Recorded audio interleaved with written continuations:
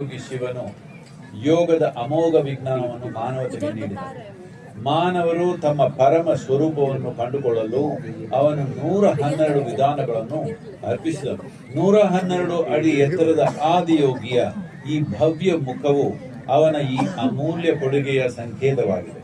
ಆದಿಯೋಗಿಯು ನಾವೆಂದು ಸಪ್ತ ಋಷಿಗಳೆಂದು ಪೂಜಿಸುವ 7 ಋಷಿಗಳಿಗೆ ಯೋಗದ ವಿಜ್ಞಾನವನ್ನು ಅದರ ಸಂಪೂರ್ಣ ಗಹನತೆಯೊಂದಿಗೆ ದಾರಿಯೆರೆದನು.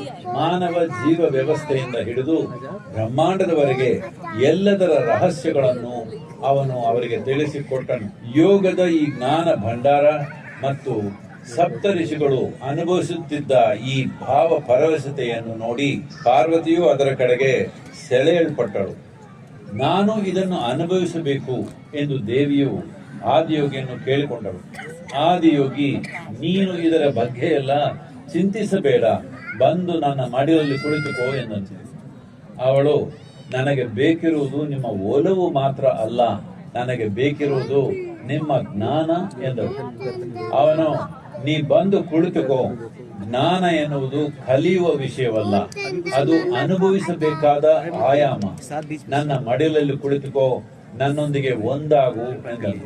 ಅವಳು ಬಂದು ಅವನ ಮಡಿಲಲ್ಲಿ ಕುಳಿತಾಗ ಅವಳನ್ನು ಸೆಳೆದುಕೊಂಡು ತನ್ನ ಅರ್ಧ ಭಾಗವಾಗಿ ಮಾಡಿಕೊಂಡು ಅದರಿಂದಲೇ ಅವನು ಅರ್ಧನಾಗಿ ಪುರುಷ ಸ್ತ್ರೀ ತತ್ವಗಳ ಸಮತೋಲನ. ಇದನ್ನೆಲ್ಲ ನೋಡುತ್ತಿದ್ದ ಗಣಗಳು, ನಾವೇನು ಮಾಡಬೇಕು, ನಮಗೇನು ದಾರಿ ಎಂದು ಕೇಳಿದರು. ಅದಕ್ಕವನು, ನೀವು ಇದರ ಬಗ್ಗೆ ಎಲ್ಲ ಚಿಂತಿಸಬೇಡಿ, ನೀವು ನನ್ನ ಜೀವ ಕುಡಿಯುವ ಕುಡುಕರು, ನನ್ನ ಜೀವ ಕುಡಿಯುವುದರಲ್ಲೇ ನಿಮ್ಮ ಮುಕ್ತಿ ಎಂದರು. ಅವರು ಅವನ ತೇಜಸ್ಸಿನಲ್ಲಿ ಮಿಂದೆದ್ದು ಉನ್ಮತ್ತರಾಗಿ ಹೋದರು. ಹೀಗೆ ಆದಿಯೋಗಿಯು ಸಾಧಕರ ಅಗತ್ಯಗಳಿಗೆ ಅನುಗುಣವಾಗಿ ಯೋಗ ವಿಜ್ಞಾನವನ್ನು 3 ರೀತಿಯಲ್ಲಿ ನೀಡಿದನು. ಯೋಗವನ್ನು ಜಗತ್ತಿಗೆ ಕೊಂಡೊಯ್ಯುವಂತೆ ಆದಿಯೋಗಿಯು ಸಪ್ತಋಷಿಗಳಿಗೆ ಹೇಳಿದನು. ಇಂದಿಗೂ ಕೂಡ ಭೂಮಿಯ ಮೇಲಿನ ಪ್ರತಿಯೊಂದು ಆಧ್ಯಾತ್ಮಿಕ ಪ್ರಕ್ರಿಯೆಗೂ ಆದಿಯೋಗಿಯು